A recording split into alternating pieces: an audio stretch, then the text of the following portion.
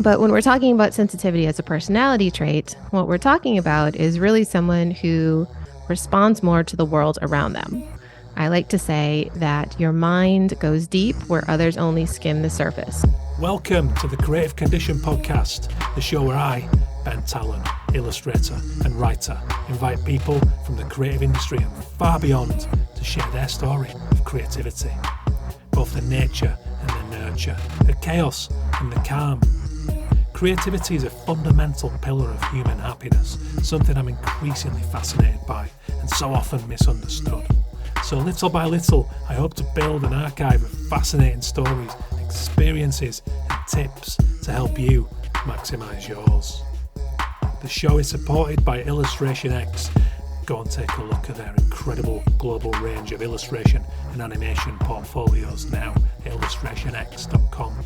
If you like the music for the show, go and listen to Dirty Freud over on Spotify and all good music platforms now. Today's the 200th episode of The Creative Condition, and to celebrate the milestone I am joined by sensitivity expert and author Jenn Granneman to talk about sensitivity and creativity, something that is so important for each of us who use creativity in our daily lives, and that is pretty much every human. Hello and welcome to the show. I hope you're doing well. I hope you're good today. It's a pleasure to have you for this big episode, this 200th milestone. I'm very proud to have made it here. And every step of the way I've been supported by Illustration X, the founding sponsor of the show and the very people who suggested that I might be well positioned to do this in the first place.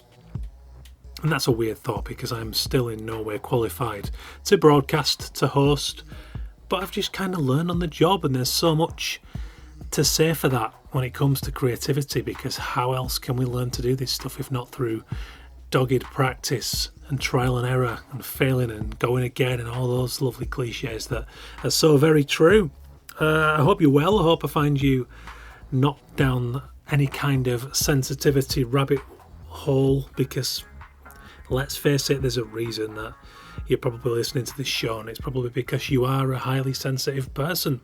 It's incredibly common in the creative industries because creativity and sensitivity, as per the title of this episode, have a famed relationship going back. I certainly do. I'm not going to bang on too much in this introduction. If you're a long-term listener, you'll notice that I've cut down on those because I used to just get on a bit of a ramble and go on too long when it's about the guests. I do those shows, and I am going to follow this up with a more long-form chat. I've got a few big announcements to make which are not for this podcast, but one of them is that I'm about to launch a Kickstarter campaign for the Creative Condition book. We'll get into that on that follow-up episode. I'm going to do this as a two-part thing. I'm going to do a bit of a kind of, where are we heading type episode, and a discussion about what creativity has come to mean for me as I hit this 200th episode and where I want to take the show moving forward. But that's for a separate one, because today is about Jenn Granneman.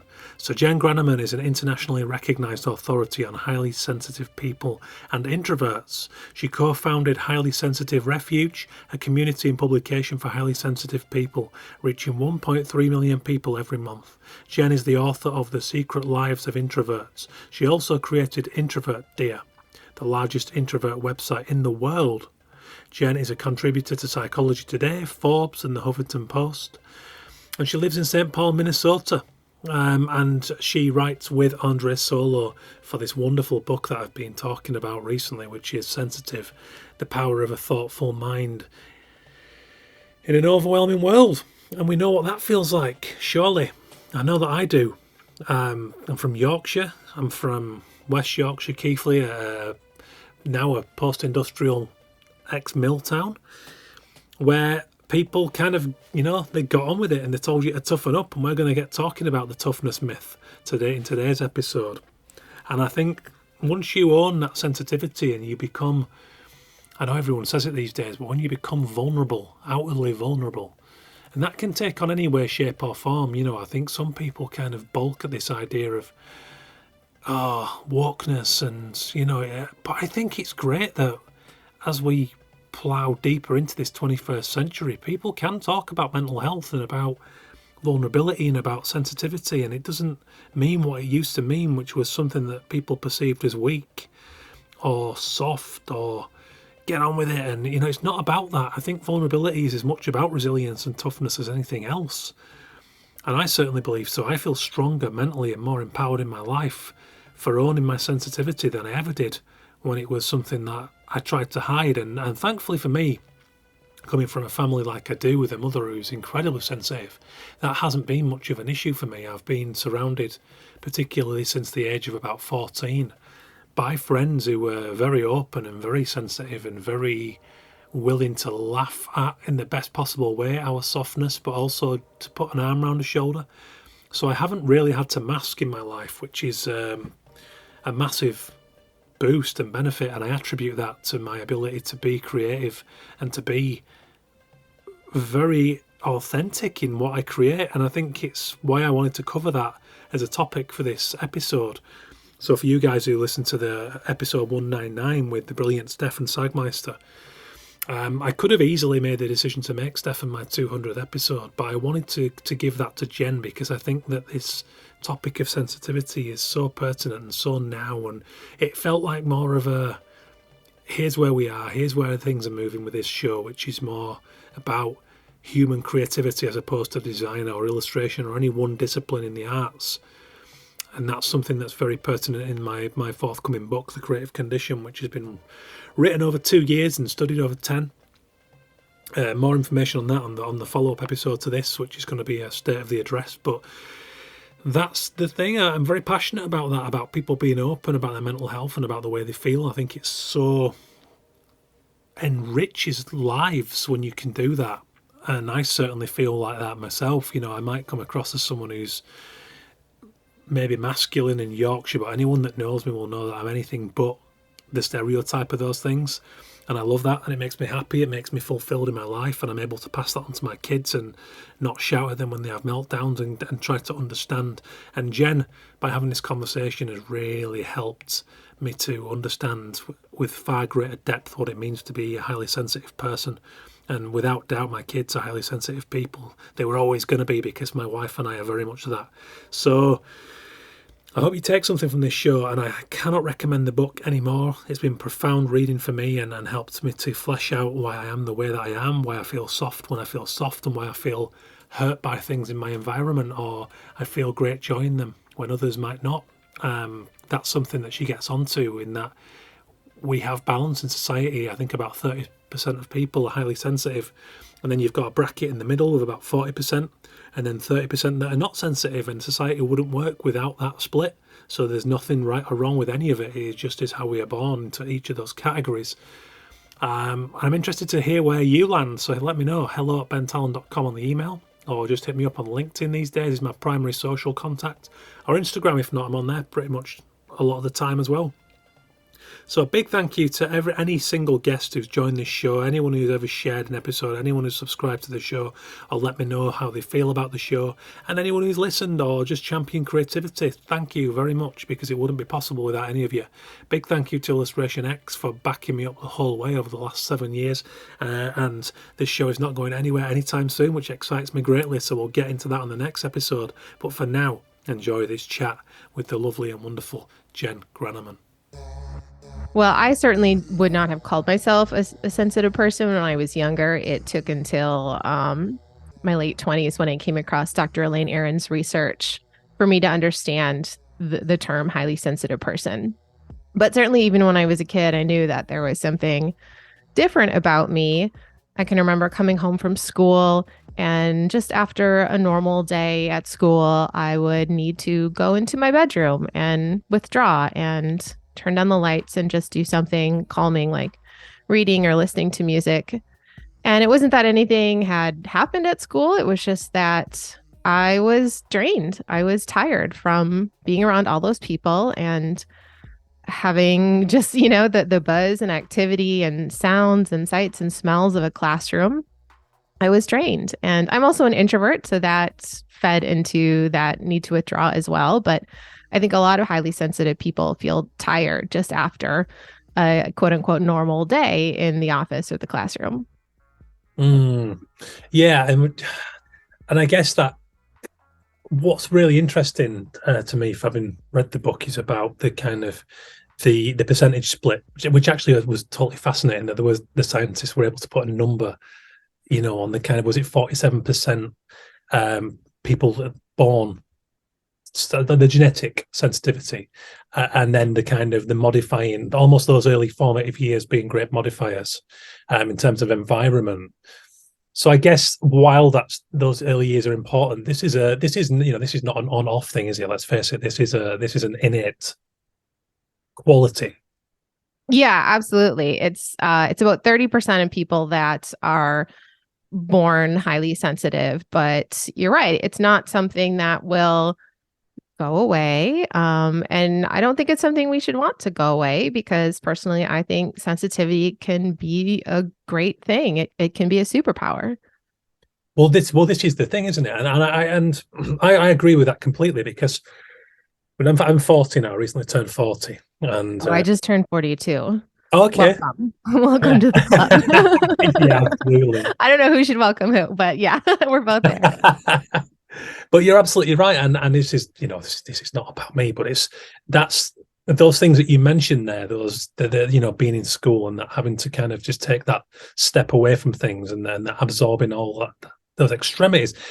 I didn't experience that aspect of it myself, but on the emotional side, so sensitivity to, very much in terms of a social aspect. So I struggled with if I ever felt like I could upset anyone, or had fallen out with a person, to this day I find that incredibly hard. I have to really put up barriers to not be overwhelmed by that, and to let it really bog me down. I've recently sort of had some real struggles with the climate crisis, and that became a real problem. It would get to the point when I would see certain animals, and I was locked into such a negative thought pattern in that regard, that it would hurt me, and I wouldn't truly know why, and that would give way to all these other kind of negative feelings. You mean you felt almost too much empathy for what Yes, was going on around you? very much so, overwhelmed by it, and not managing my brain, and very accidentally stumbled upon Stutz. I don't know if you've seen the documentary about Phil Stutz, who was Jonah Hill's. He's Jonah Hill's psychotherapist, and he wanted to share what he thought were incredible methods of managing the mind, with knowing that this was an LA psychotherapist, and it was, you had to be earning very, very well to afford him. But he wanted to share these methods with all the people. And a long story short, this came at a really pivotal time in my own life, where I learned what was happening in my brain, and why I was responding this way, and why this was a cycle, and it wasn't necessarily that these things were as bad as I felt they were. I was allowing the thoughts to run away with myself. So in terms of a question with sensitivity, I guess it's essential to understand to a degree what's going on, and to learn techniques. Yeah. Would you agree to Absolutely. I think what you're describing is a pretty common experience for sensitive people, in that they have so much empathy. In fact, research shows that areas of the brain related to empathy just light up with more activity for sensitive people than they do for other people. Whether it's a loved one or a stranger, sensitive people just have more empathy. And that's amazing, because I think our world could use more empathy. But if you're a sensitive person, like you said, it gets really overwhelming sometimes, because there are always problems and crises and people in need of help. And it can be really painful when you feel those negative emotions in yourself. So I like to talk to sensitive people about moving from empathy to compassion. I don't know if you're familiar with that concept. Yes, yeah, from your book. Yeah, there are a lot of fine lines. So you mentioned earlier introvert and sensitivity, very much things that people will often lump in the same bag, when really they're not. Right. And does that also apply here? Yeah, it definitely applies here. And I'll just say, introverts and sensitive people, they can be similar in some ways. That's often why they get lumped together. And the majority of sensitive people are also introverts, but there are some differences. We could talk about that later if you'd like. But yeah, you're right. Empathy and compassion are similar in that they seem similar, but there's a big difference. And the difference with compassion is, when we're in a mindset of compassion, we're not necessarily feeling the feelings of the suffering person in our own bodies and in our own minds. And that can be a huge game changer for sensitive people to realize that they can shift into compassion and still care about other people and solve problems and show up in the world in an important way, but they can do it without having to take on that burden of the stress and that pain of empathy. And it's not always as easy as you might think, or maybe it doesn't sound easy at all. For me, I still don't always get it right, but people ask me a lot, well, how do you shift into compassion? And really, there's no magic trick. Really, it's just changing your mindset. And it's thinking about how you yourself don't have to feel those negative feelings in order to reach out and help someone or to, even take a step to help climate change. So I like to talk to people about how they can put the focus on the other person, the person who's suffering, because a lot of times when we feel those negative emotions in ourselves from empathy, we're putting the focus on ourselves, which sounds kind of strange, right? Because empathy is like, no, I'm supposed to be, thinking about the other person. But when we get bogged down with those negative feelings, we're actually putting the focus on ourselves and taking it away from the person who is suffering. Mm. Yeah, it's a really interesting difference actually that I'd never considered that actually before reading it in your book. Yeah, I like to say you can help and show up for other people without feeling all their stress and pain directly in your body yourself. Yeah. And one part of this kind of whole healing process that I found was also it's kind of basic technique, but it's the whole stepping just slightly aside of yourself and being more Mhm. and observing, the way that you're responding to a certain event and those thoughts that if left unchecked can just become a wall of white noise. I think you have to sort of feel that pain of the world to be able to be a writer or an artist or creative person. I mean, isn't that what art on some level is about? I think so. I think to tell a compelling story and to truly Mhm. engage with people, you have to channel all of that. Yeah, absolutely.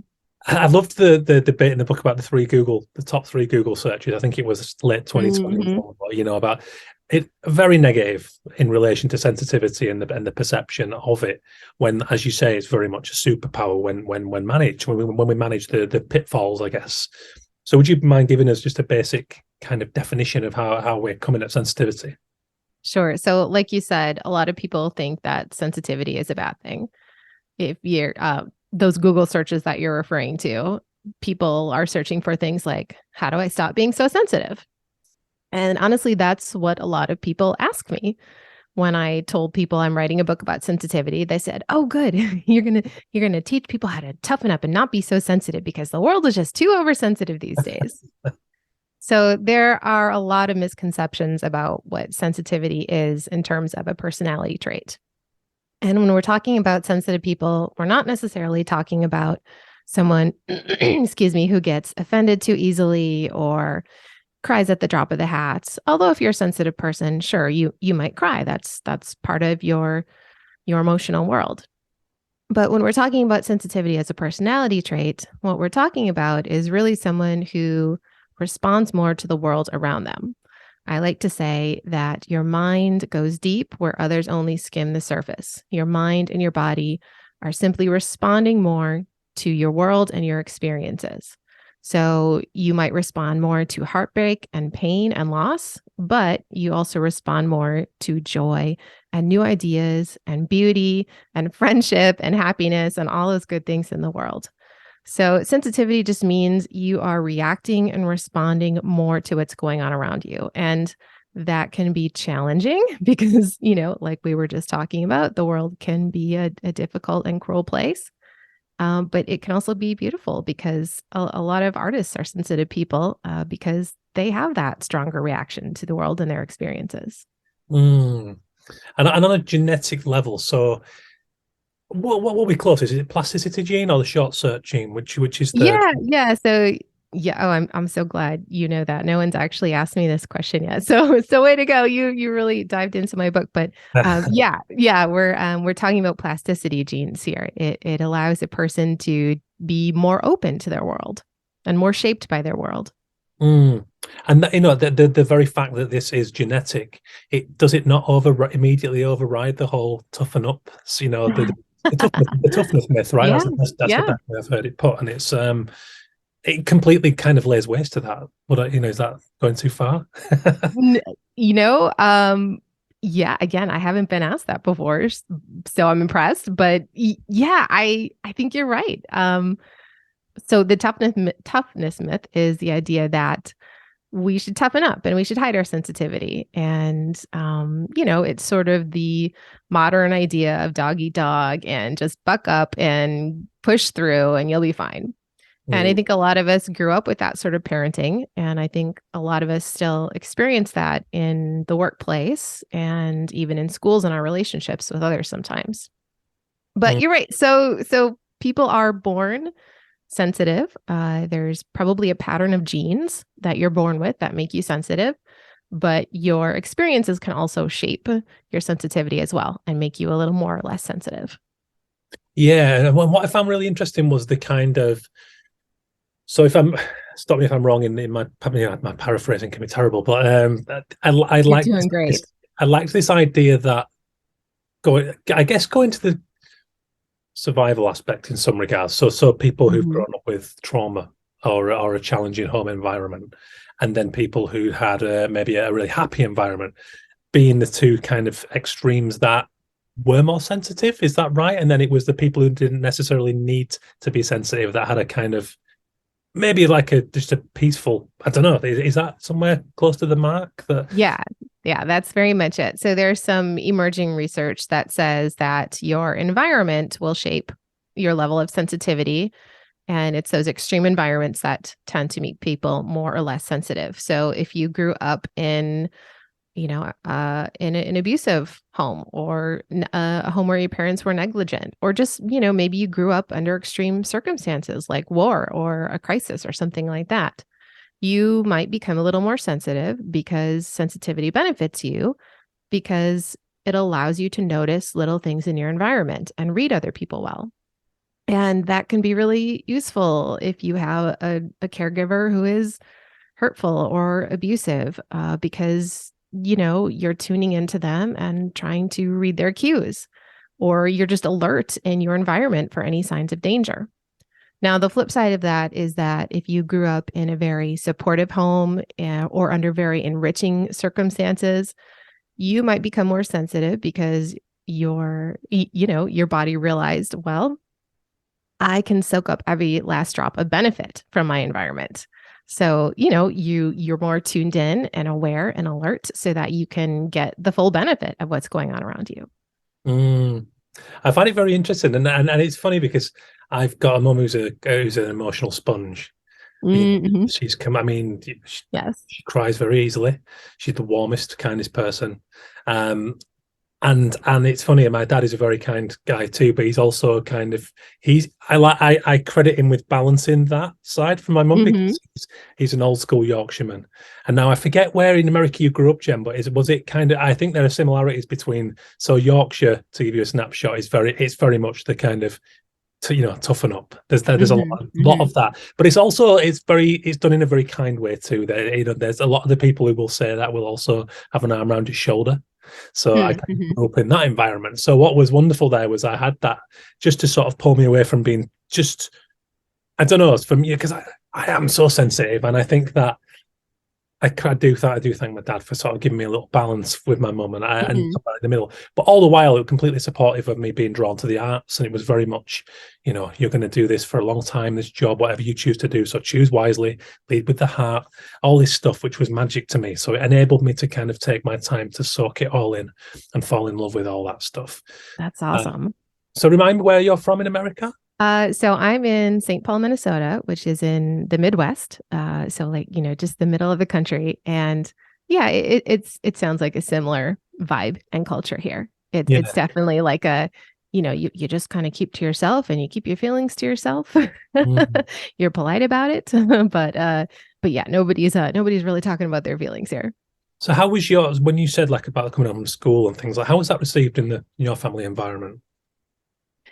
I was fairly lucky to grow up with supportive parents. I think, if there was one thing, it was that we just didn't talk about emotions.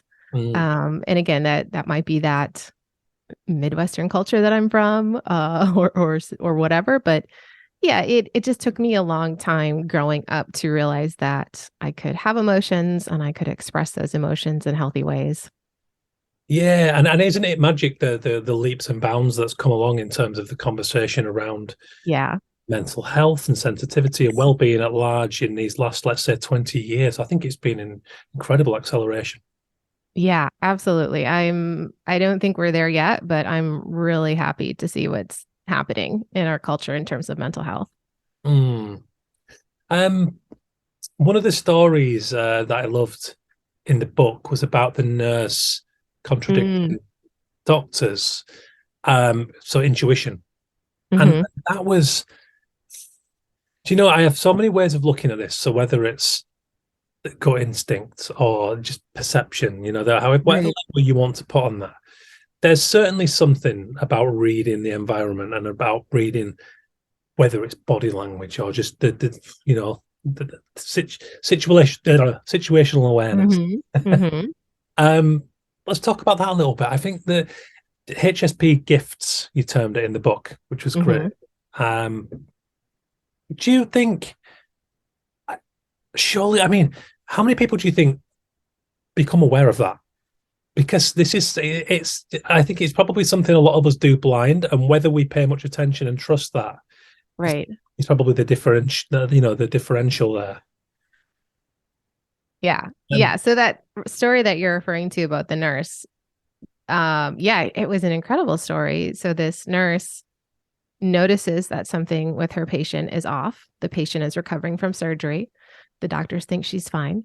But the nurse just keeps noticing that there's something a little off about the patient. And eventually she gets a technician to come in and run a test. And they find that the woman had I believe it was large blood clot, and her heart was just mere moments away from stopping. And this nurse saved her patient's life because she was tuned in to what was going on with her patient. And yeah, call it intuition, call it situational awareness, call it whatever you want. I think it's both of those things, but sensitive people are just more tuned in to what's going on around them, and they read other people really well. And their brains are really good at predicting and putting patterns together. So, not only is your mind taking in more information, but it's also doing more with it. So, here was this nurse who just noticed these little things being off about her patient and then put that all together, and wow, she saved someone's life. I mean, that's major, and the courage to speak up. Right. Yeah. Yeah, Some because the doctors were like I think the managing doctor, you would call it, was, or the surgeon, the doctor in charge was not there at the hospital at that time. So she kind of had to go above the surgeon's head to order this test. And, that can put her career in a really precarious position. But she felt strongly that something was wrong and she spoke up. I think that's incredible, and I it's funny how you talk about the kind of the drawing parallels of and joining the dots across a broad sphere of Hmm. things, which is just amazing. So in my industry, it's funny, but I loved the bit about the sort of more survival aspects of this. So how whether it was hunter gatherers and people, Hmm. highly sensitive people would have been incredibly valuable in those situations in times when we didn't have some of the luxuries that we have now with our lifestyle. Right. It's no coincidence what you talk about to do with creativity in the book and the sheer amount of sensitive people. Well, I Hmm. guess, would it be wrong to say that they're all creative? Yeah. Yeah. I mean, I agree with you that all humans are creative. Personally, I think sensitive people have an edge in creativity because, well, how could you not? If your mind is taking in more information and you're reflecting on that information more than other people would reflect on it. And then you feel strong emotions. If you're a sensitive person, you just you feel those intense emotions. You feel what it means to be human on a very visceral level. So, yeah, I mean, of course, you're going to have you're going to have that power of creativity. Creativity is often born from being able to connect the dots between two ideas that aren't similar and to be able to make something new. Or even if it's not something totally new, it's a new way to say something or a new way to look at something. Mm. And I think sensitive people have that advantage because they're reflecting on things deeply and they're processing things deeply and they're feeling things deeply. So yeah, of course creativity will be born from that. And you might not write or paint or draw or do design if you're a sensitive person. I'm not saying every sensitive person is necessarily an artist or a writer, but I think there's an aspect of creativity in all sensitive people. Very much so, and I'm coming up on the first draft of my book, The Creative Condition, the same name as this podcast at the moment. And one of the first points I make in the book is the need to separate being artistic from creativity, because Mm. it reminds me of what we Oh, talked about. that's fascinating. Yeah, and it reminds me, or I think it puts up so many unnecessary barriers at very early formative times for people, because Hmm. they're given the romantic vision of someone with a guitar or an artist at the easel, which are beautiful things, and of course, Right. the sharp end of creativity. But actually, what's been a joy, I've been talking to firefighters about responsive creativity, in saving lives. Mm. And Hmm. I had Professor Anna Abraham on the show, who's a neuroscientist who specializes in creativity, and just an utterly fascinating person. So to see the myriad forms it takes on and the sheer possibilities of that. Yeah.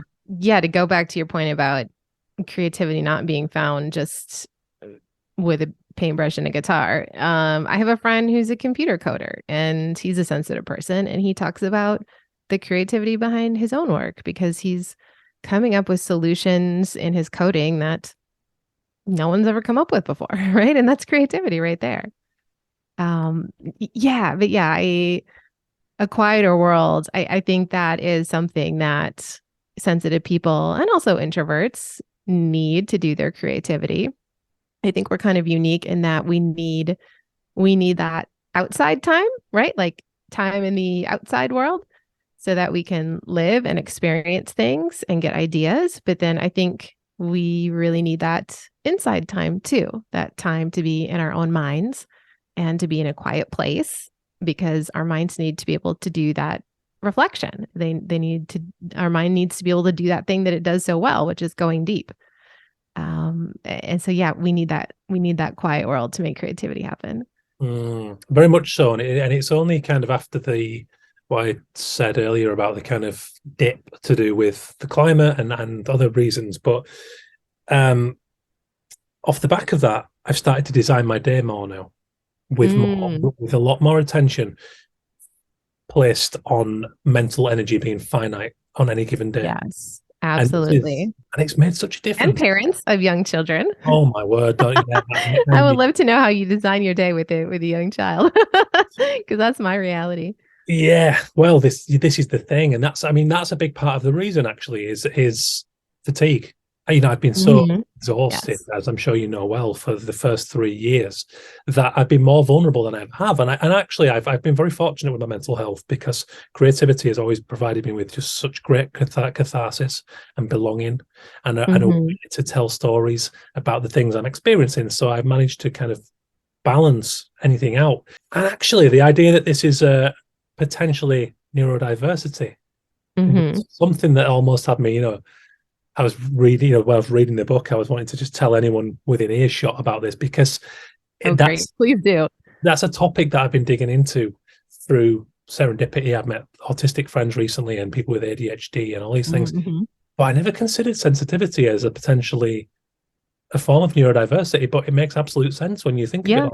Yeah, absolutely. I mean, the sensitive mind, it works differently.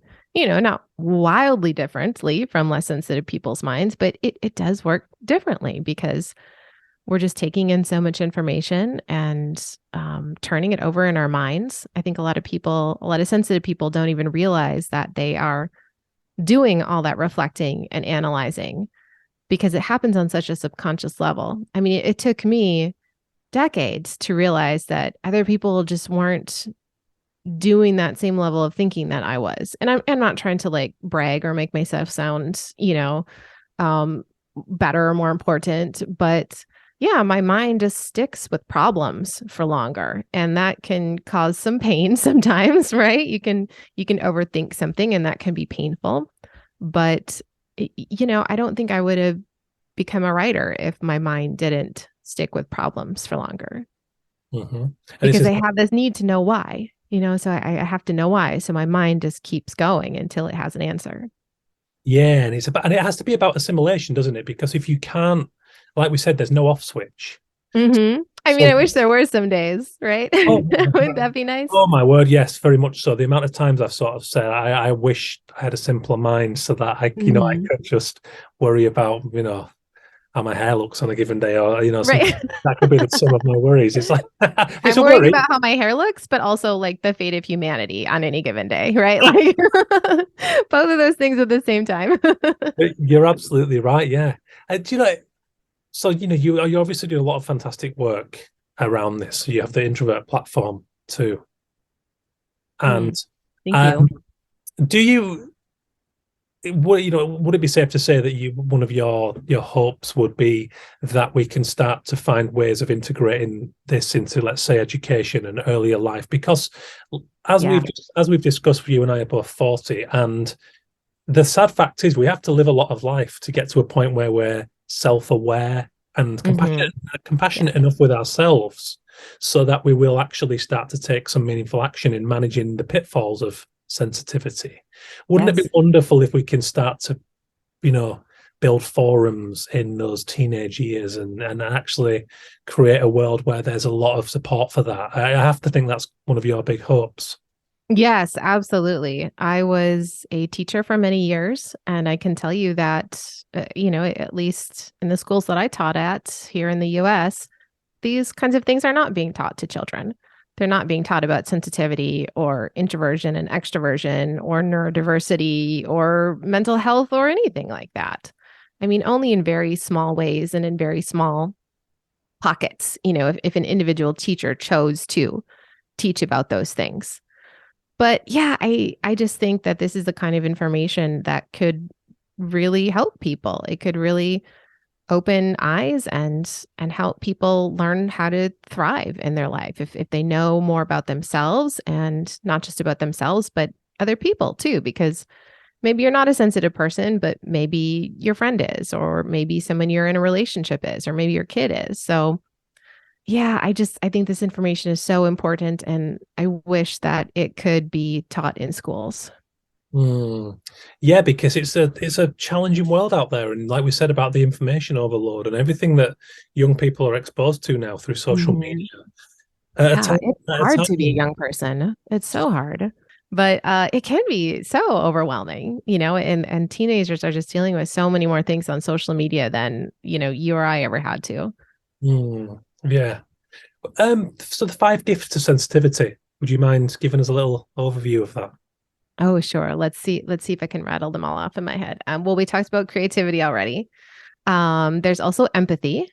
We hit on that one a little bit already. And empathy, just to say, is a beautiful, wonderful thing. And I fully believe the world needs more empathy. It can just be hard if you have empathy as a sensitive person. So you need to learn how to move into compassion.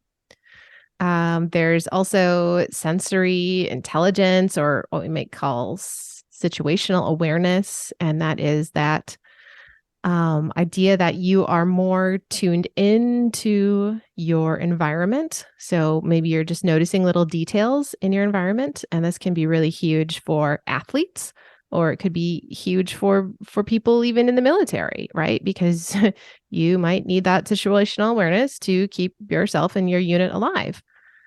Um, yeah, so those are huge. There's also depth of processing. So you are just taking in more information, your mind is reflecting on it more, you're sticking with problems for longer. Sometimes this can lead to overthinking, which can be painful, but it can also feed into your creativity because you're coming up with new ideas.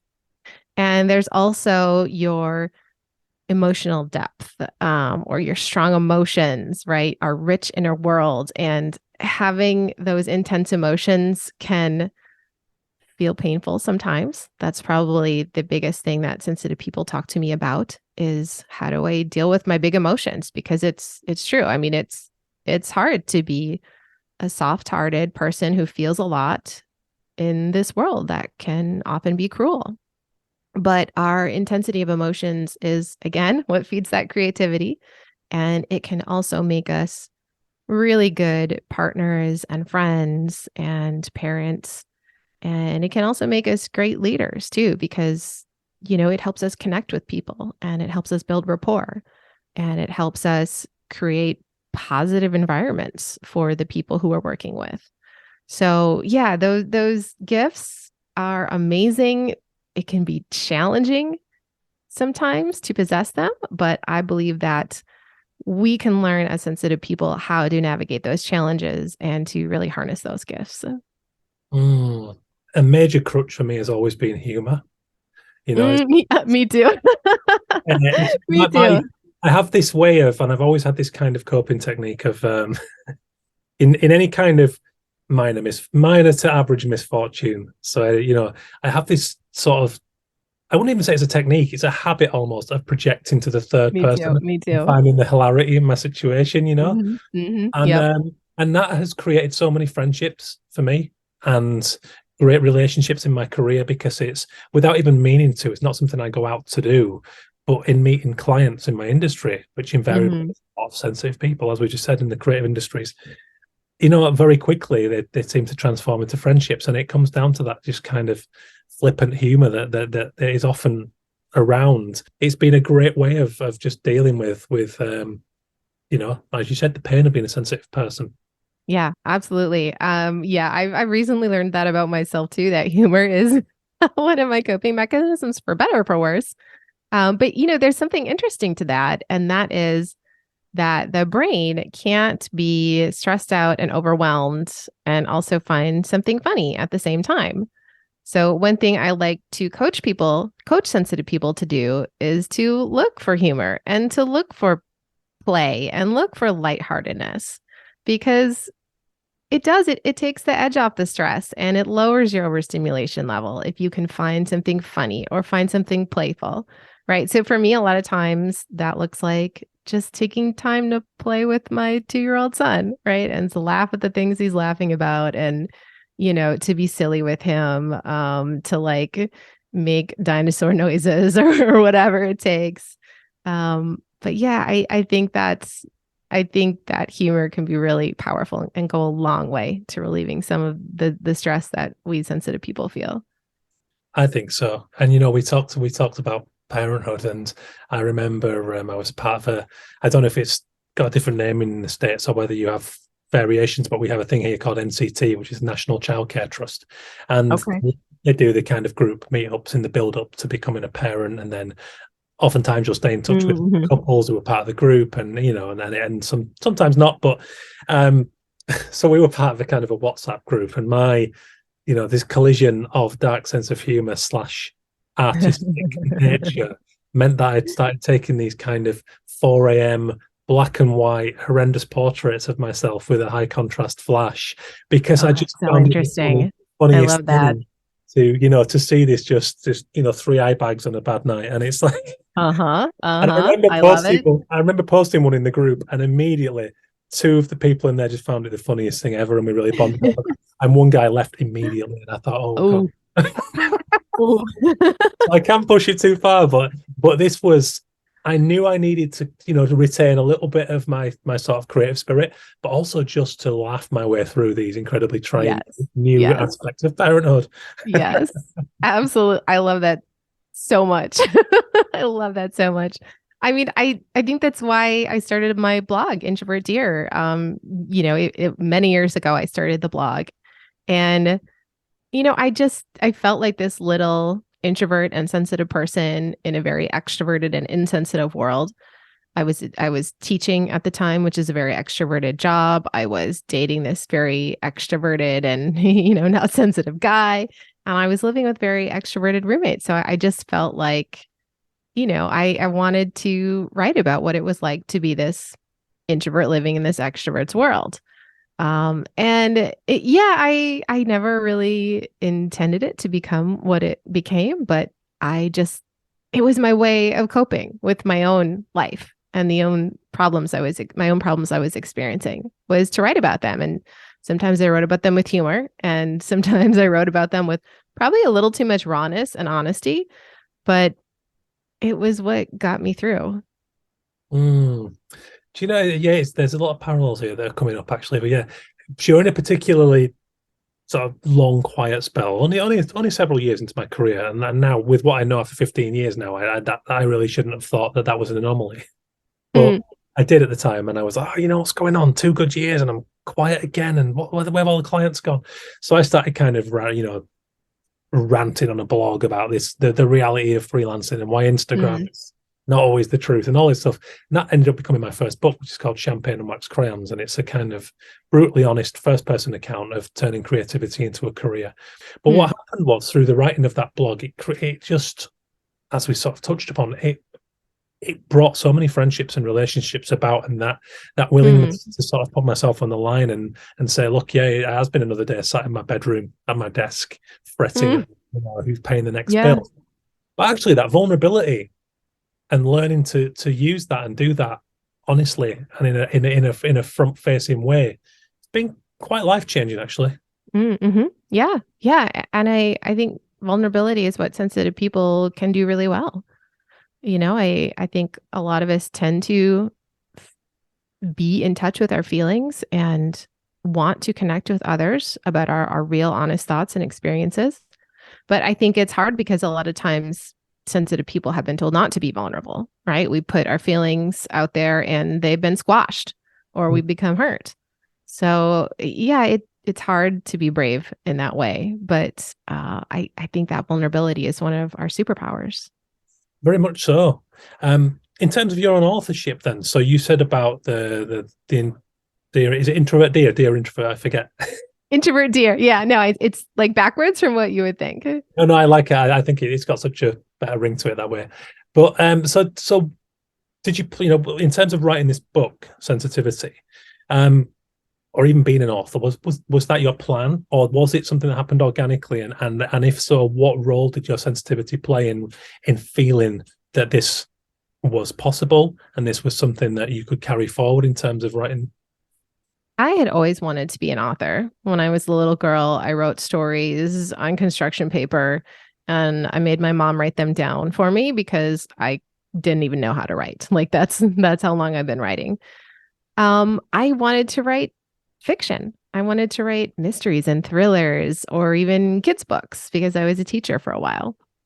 Um, but I started this blog just writing about my own experiences and it was never supposed to be anything. I actually started the blog after I got done taking another writing class and I thought I'll just do this to sort of keep up my writing until I have until I have a good book idea, you know. Um and so I didn't intend it to be what it is, but it connected with people and it gave me an outlet. And yeah, I don't know. It just kind of took off in an unexpected way. But Mm. I think being a sensitive person definitely helps me as a writer because it helps me, I think because of my empathy, it helps me think about what problems my readers might be experiencing or what questions they might have. I think it helps me put them in my reader's point of view. And, like I said earlier, my brain just turns things over and I have to know why and I have to get answers to things. So a lot of times my writing springs from me having some sort of experience or problem that I can't stop thinking about and that I have to get answers to for my own self. And then I just become so interested in the topic. And then I think, my sensitivity then takes it another step further and says, well, if this information was helpful to me, I bet it's helpful to other people too. So there's that sensitivity makes me want to connect, not just sit on the information I have, but connect to other people with it. Mm. And do you really trust this, your own feelings now, your situational awareness, your instinct in terms of your kind of career and the flow of that? Yes and no, right? Right? I mean, I do. I have a lot more confidence in myself as a writer and a creative person than I did a decade ago. I do feel that I have some solid ground to stand on and I can trust myself and I can trust my intuition. It's not perfect though, right? It's I'm not a future, I'm not a psychic. So yeah, I don't get it perfect all the time. No, no, of course. And I mean, it's funny because the only thing I've been formally trained to do is be an illustrator. That's my Mm-hmm. that's my degree, but doing this thing self-taught because somebody suggested it. And that's what I did. And I fell in love with it. And I've done it for 7 years since, and that wasn't trained and nor was writing. But like you say, it's a balance, isn't it? Because the gut feeling and the rush and the love of that creative spark is something that I just cherish and will always follow to Yeah. find. But also, I've got a good bit of, the pragmatism is there enough to kind of go, it's like I write a lot of fiction as well. But at the moment, that's evenings because, Mm-hmm. Mm-hmm. young twins. Something happens when you have kids. It's like there's just like the hours in the day. Just I think somebody just takes some of the hours in the day out. Yeah. But I just, Yeah. I just find that there's just such great joy in that creative rush and that feeling that something is right. Yeah. Of course, you have to hold the pragmatist lens over it as well, financial and all the other modifiers that we have to deal with. But it's just a beautiful feeling. And especially when it starts to flourish. I mean, you Yes. must have been ecstatic when Sensitive, when how did that feel when you found out it was going to become a thing? Yeah, no, I was thrilled and I can certainly relate to that rush because yeah, for me it's like I get energy from the creative process. I mean, sometimes the creative process sucks. Right? Like sometimes it just sucks to have to sit down and stare at your computer and try to write something. That can be really hard and draining.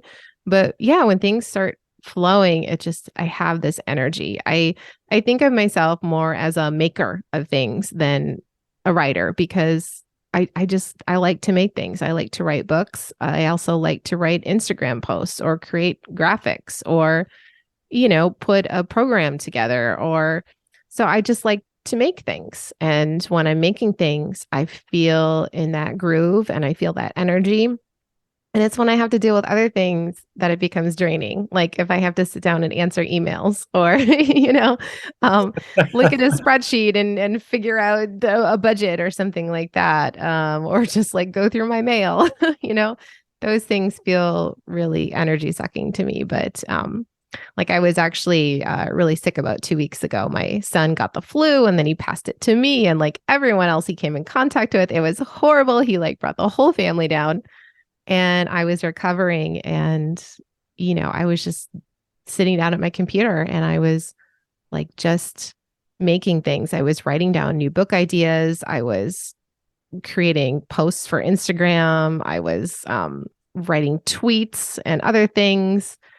I was writing down ideas for a course that I might be able to do. And my friend was like, "What are you doing? I thought you were sick." And I was like, "I am, but like this creates this creative process, this creativity, this making things. It actually gives me energy." Yeah, you're right. Oh God, there's far too many parallels going on here. It's hilarious. It's like a mirror image of what was going on with me. But I it just, I said, think there's a lot of similarities between all of us creative people, no matter what we're making. oh, I think so. I mean, I wrote my first two fiction books during early parenthood / the start of lockdown, and it was kind of wasn't the plan, but what I found was exactly what you said. Although I was exhausted, my emotions were actually quite heightened as as Hmm. as they are because you're on so little sleep and everything else. Yeah, yeah. And I'd sort of promised myself that I would, I didn't do any commercial work. I think it was the first 8 weeks. I was lucky enough as a freelancer to be able to dictate that I could take longer Hmm. paternity time than a lot of other dads might be able to, which was a real blessing. But what I found was that downtime just, my unconscious just started to bubble. If the kids had, were napping and Laura was napping or we had a bit of downtime, I would use even just 3-4 minutes to pull out the notes app on my phone. And what I found I started doing was writing these really tiny kind of flash fiction stories. And they were Hmm. kind of Hmm. down and dirty, very gritty, very snappy, said a lot with a little. And it just flowed. And I just ran with Yeah. it. That's so interesting. I mean, yeah, I was finishing my book Sensitive while I was pregnant and then after I had my kid. And it happened. The writing and research happened over several years, but I also happened to be pregnant for a time too. The timing of that wasn't planned. But yeah, I mean, this is maybe TMI, too much information, but when I was nursing my newborn son, I would sit down and I would be writing or typing things out on my computer, ideas that I had. And yeah, it gave me energy even throughout that really draining process of having a newborn baby. And this is interesting because this takes me to a recent conversation with a friend who we thought we get very deep very quick. We've always shared a very emotional, deep relationship, and he talked about he's gone through many flips and flops of kind of going, right, I'm not working outside of 5 hours anymore because I'm sick of being exhausted and burned out. And then I think it was on one of my other podcasts that he heard a conversation about, actually, isn't it better to give yourself the freedom to create when the energy is good, but actually to manage your mental energy and the sensitivity better? So, burnout is not necessarily about the number of hours worked. It's actually about emotional deficit. And it was I that, love that. and that's the difference now. So now I won't think twice about taking my bike out for a 20-minute ride in the middle of the afternoon, even when I'm busy, because I know it's about diligent, shorter bursts of work for me now. And actually, I'm finding I'm way more productive when I just manage like I said earlier, design my day a little bit better. Absolutely. Yeah. I mean, I could burn out very quickly if I had to do a couple hours of answering emails or looking at my budget spreadsheet. But, I could sit and write and research and read for hours and hours and hours and not feel burned out. I remember when I was finishing my book, I would work for very long hours and I would have to just stop because I felt physical fatigue. Like my back was hurting from sitting in the chair or my eyes were hurting from looking at a screen, but my mind was still really going and really engaged. But yeah, it's funny how different types of work can burn me out really fast. And then, other types don't. They give me energy. Me too, actually. And then that reminds me of a recent guest I had on the show called Ben Mottershead, and he runs a design agency. And he talked very candidly about ADHD and how in different jobs in the past, so in one job, there was no real empathy towards his condition, and he was expected to fit a box like everyone else, and it didn't end very well for either party. Whereas in companies where he's been freed up to really find the strengths through his ADHD, he's completely flourished because he sort of laughed about it and said, I believe it. He said, if you want someone who can answer 3 phone calls, write 5 emails, and do all this stuff at the same time, I'm your guy. But if you want me to study for a test for 3 weeks with one goal in mind, forget it.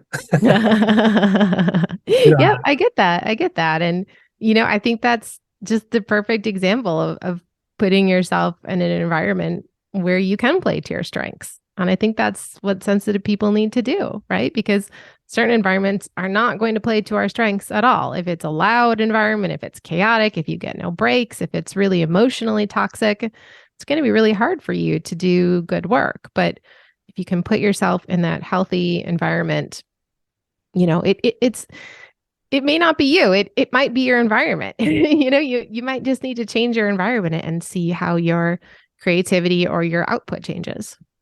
I find that actually really fascinating. And I recently met an autistic friend, and he challenged and actively vetoed his company's decision to move into a workspace that was very much open share. And he said, I can't do that. And that doesn't work.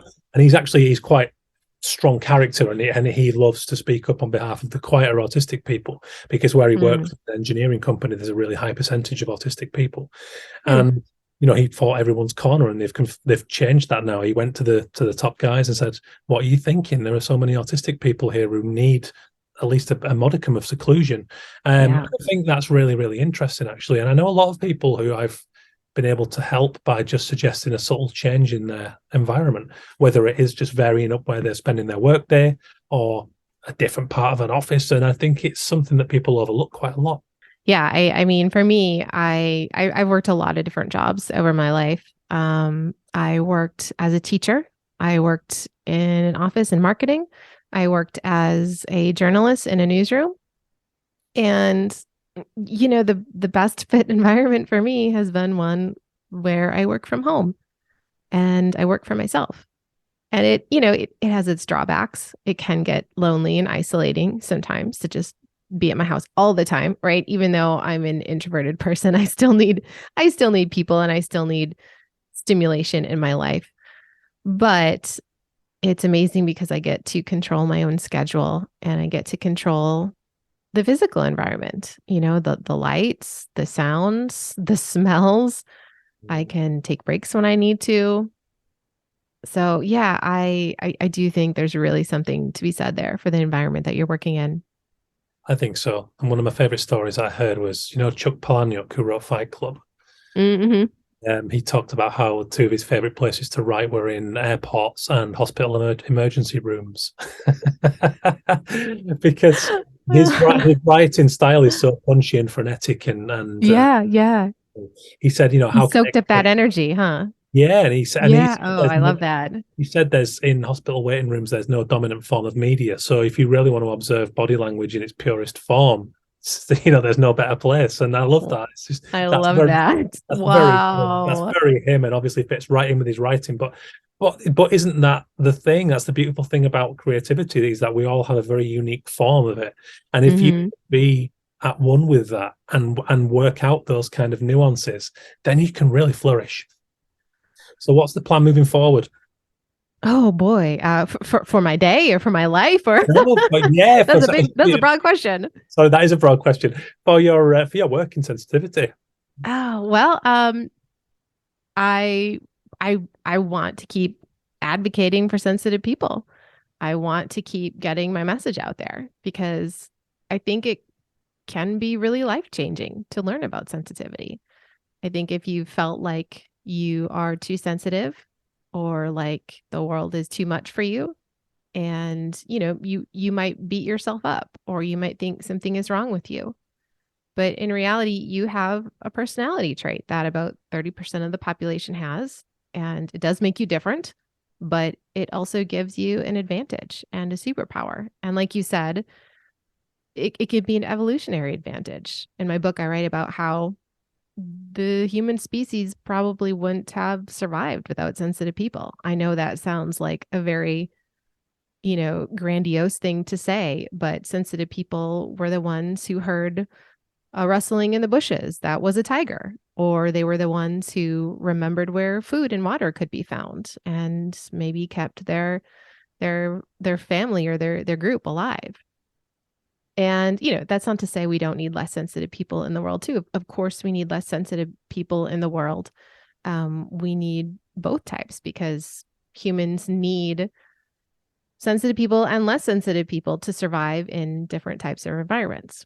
So, anyway, all that to say, I want to keep advocating for sensitive people. I think if the world was more understanding and accepting of sensitive people, it would help sensitive people themselves. And we would also be able to learn from the lessons that sensitive people have to teach us, the empathy, the creativity, the details, the emotions, the being in tune with their environment.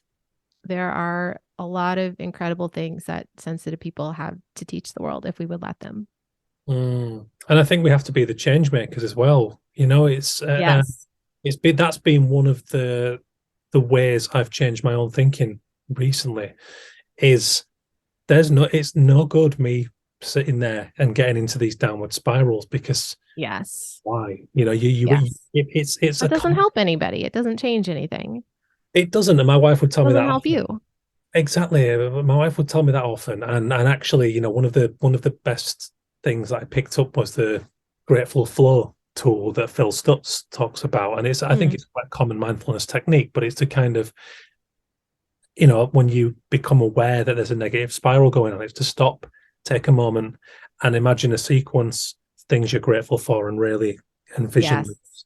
And and Yes. and that was a profound change for me, because actually, when you start to feel that kind of lift there and then, his whole idea was that in psychotherapy there was too much kind of it'll be to do with your childhood and leaving it and parking it and leaving it there. And he was a bit of a pioneer in his field because he wanted to give his patients something to take away there and then to get started with to improve their life on that day. And that's what it did. And that's what it did for me. So to recognize that we have that control over our mind was a profound shift for me. So now I'm more thankful than I've ever been for being sensitive. And so where can people connect with your work, Jen? They can find my book, Sensitive, at any major bookseller. And you can find me on Instagram under my name, Jenn Granneman. You can also find my blog, Introvert Dear, DEAR, like you're writing a letter, not like the animal. Or Introvert Dear is on Instagram, Facebook, Twitter, all those places. So Google my name or Google Introvert Dear or my book. My audience is primarily artists and designers and illustrators, so I think you're going to have a great effect with them. So thank you very much for your time. I really appreciate it. So it's such a nice conversation. I can see it's dark behind you. So yeah, you're so it's nighttime for you.